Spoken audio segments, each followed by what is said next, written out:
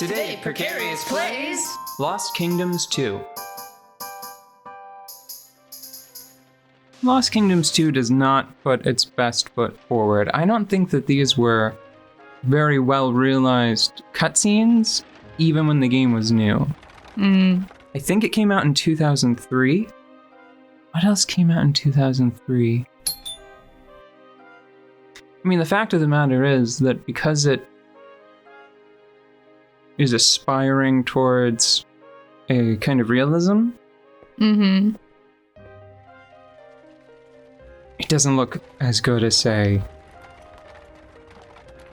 Luigi's Mansion, which was a launch title. Yeah. Yeah, it looks a little uncanny, and I feel like they got a little too close to a lot of the models, even in the scene. Yeah, it looks like everything has a blur on it. I mean...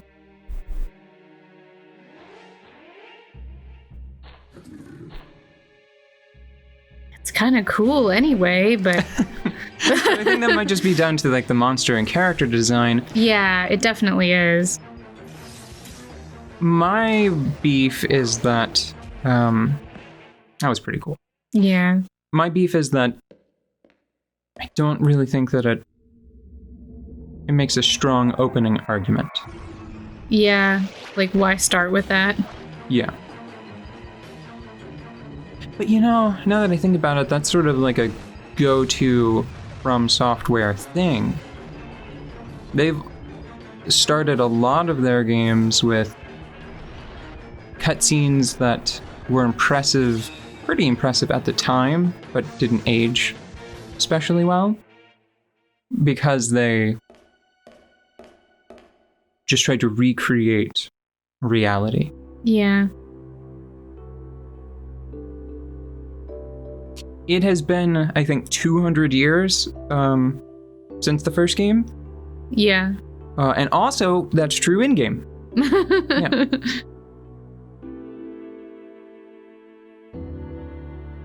Wow, we played the original Lost Kingdoms really early on, didn't we? Wasn't it one of the first few games we played? It was.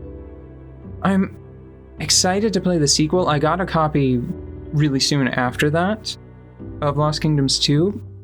And then I wanted to play it with a special guest.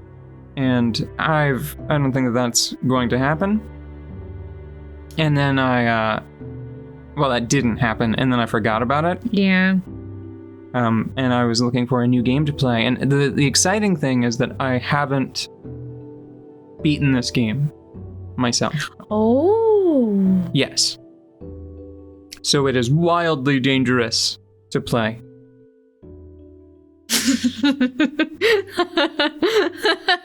Because it is incredibly... mean. It is a mean game. I dig the poncho. The short shorts are a little funny, but I like the poncho. I just like that tracing effect. Yeah. On the runestone is really cool. Yeah. For a reason that I'll point out in a minute whenever we encounter some enemies.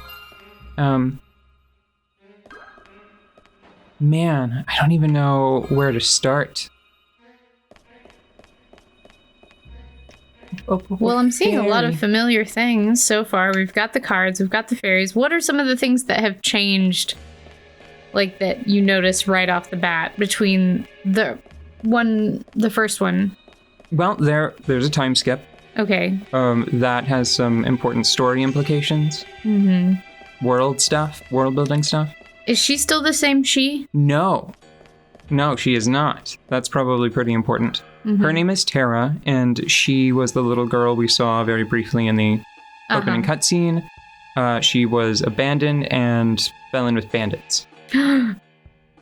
Fellow bandit, there we are. Right. So she is not a princess, she is a thief. This is so typical of them to deliver story in this way. I will say that I maintain that this guy is using the Moonlight Greatsword for reasons that you'll see later. hold on, I should start with my thesis, my opening argument. I've seen people sort of clamoring for a Demon's Souls HD remake. Because they think that it didn't get a fair shake, and that if Dark Souls got an HD remaster, Demon Souls deserves it even more, right? And I agree with that. I think that it's very true.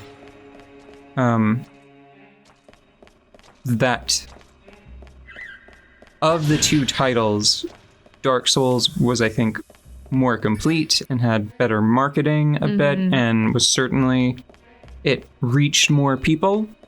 And I think that Demon Souls is at least as deserving of a go again in HD. Yeah. But I also think that Lost Kingdoms 3 is worth experience, worth trying. I would love for From Software to, at the very least, if they recycled the ideas in a different title. Just every time I imagine, okay, so Dark Souls, right? Yeah. But all of the enemies that you fight, you can turn them into cards and then fight other enemies using their powers later. Sounds fun. There you are. Now, these are voiced, but it's not... Operation for the Band of the Scorpion, thanks to you. No thanks. I don't know how important it is to not talk over it, because the story isn't... But no problem, as long as she keeps doing her job. It isn't vital. The main thing I'm interested in, it's the mechanics. So she has a rune stone. Yes. And she has a rune stone... How? Because she was abandoned, but she had a rune stone. Yeah, that was... She had that from the beginning. She dropped it as she was trying to chase after the wagon that was leaving her behind. What dummies would leave a rune stone behind? Oh yeah, and a child. But still, like... that. I mean, if they were callous enough to... I don't know, misplace an entire child... Like...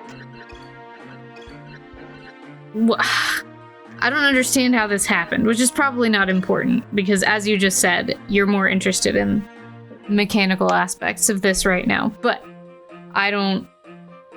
not buying it. Well, I think that that does come out as part of the story. Oh, okay. And that is pretty interesting, although it should be fairly obvious if you remember the protagonist from the first game.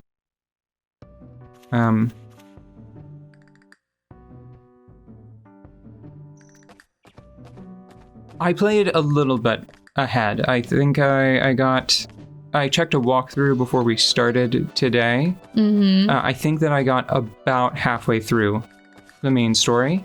Yeah. Before I felt comfortable playing it while recording. Yeah. Because I wanted to make sure that I wasn't walking into a trap. Yeah. Like, what if this game is just murderously difficult compared to the first one or something like that? It is. It is. But now I know. Now I know, and I'm prepared, and I have enough foreknowledge to not just fail continually, right? So let me explain some of the differences between the sequel and the first one, probably starting with the most relevant. So you still have cards that you can use. They each have a symbol associated with them, and you can see on the top of the card. That tells you how it's used. So the Raven is a weapon type card, just there and it's gone.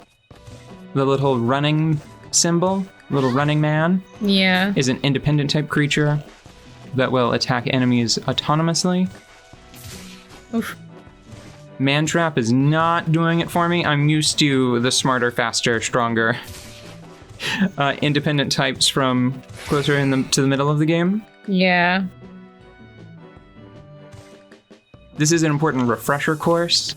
This is also true of the first game, but I think it's more pronounced here. Every card has a cost in magic stones, MP, essentially. Mm-hmm. So in the upper left-hand corner, you see the pink meter. Yeah. And the number 10. That's how many magic stones I have. If I run out of magic... Yes. If I run out of magic...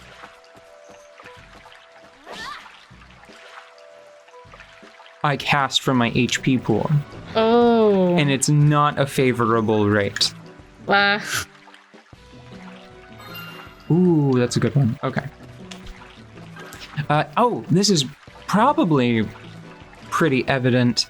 The level design changed pretty dramatically. You remember how in the first game, this was sort of like the default camera position? Yeah. It was almost isometric. Yeah. This is much closer to the future from software third-person action game perspective. Mm-hmm. It is very Demons and Dark Souls-esque in that regard, and there's even a lock-on. It's not super great because it doesn't lock your facing towards them. Yeah. So, like right now, I think it would actually make it more difficult to hit with Raven. Like I almost missed. Yeah. But I'm excited. I'm excited and nervous in equal measure because I didn't break my controller. Okay. Towards the middle of the game. I didn't break my controller. I only wanted to break my controller.